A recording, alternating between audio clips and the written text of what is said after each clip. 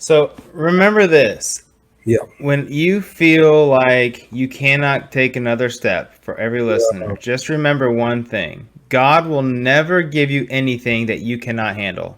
Come on. I promise you, okay? We've all felt like I'm at my limit. I'm Yeah. just done. I can't go anymore. You look up to the skies and you scream, you're like, what now?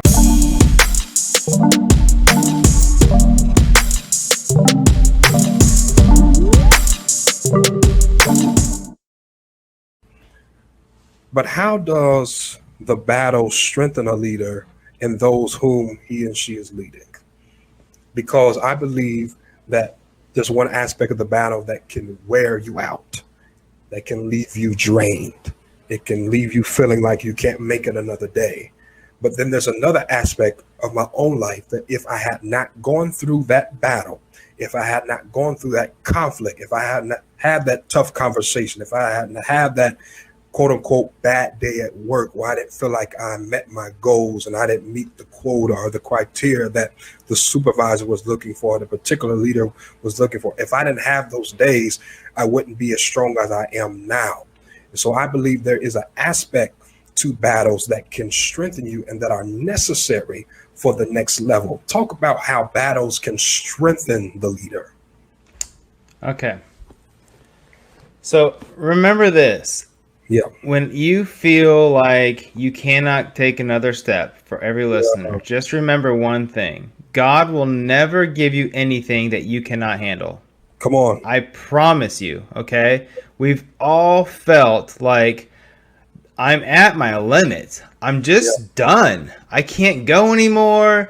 You look up to the skies and you scream, you're like, what now? Right? You just are just filled and you think it's his fault and it's not.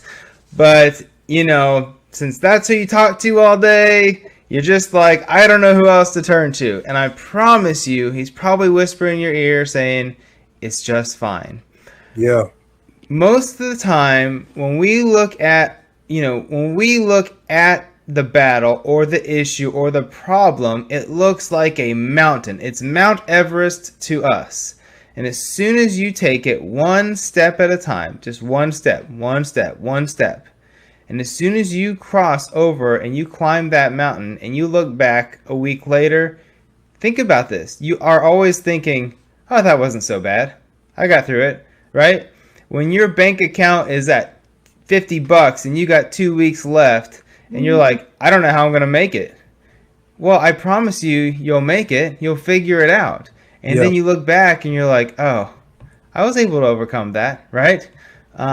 It's the same thing. And with your team, I do this with my kids. I do protect my children to an extent.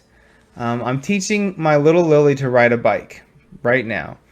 And she's 6 and she wants to ride like Andrew. Well, I do the same thing I'm doing with him. When he was starting to learn to ride his bike, we had a sidewalk at the time that had grass on both sides. Yeah. And so every time I would get him riding, he would start leaning towards the soft patches. You notice he never would fall on the patch where the driveway showed up. He would always fall before he got there because he always said, oh, it's not too bad here, and he would just let himself down.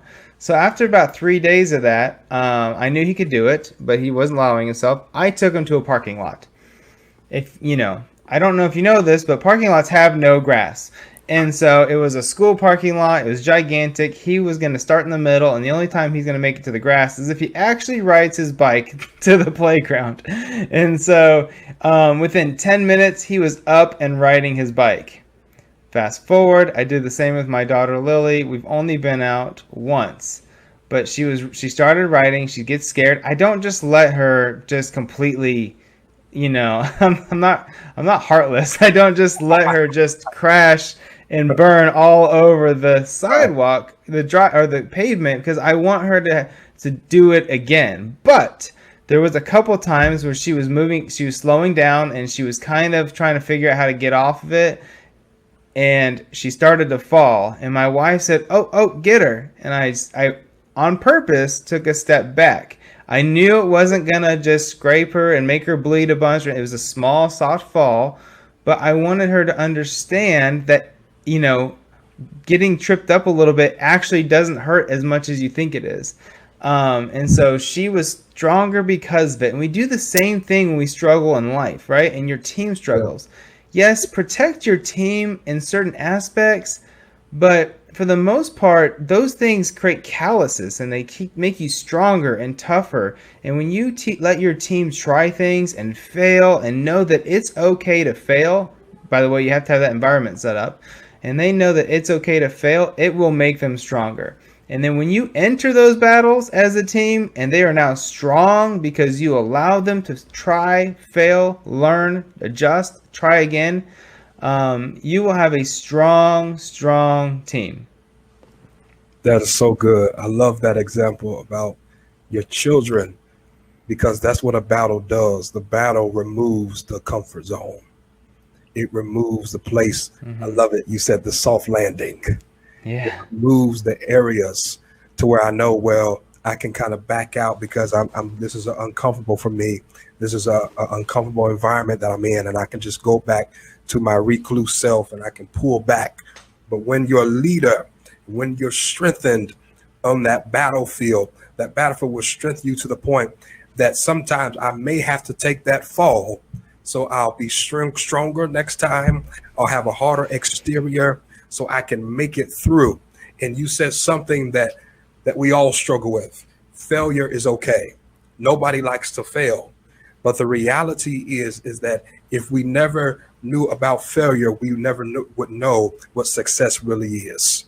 You have to learn how to fail so you can know how to succeed.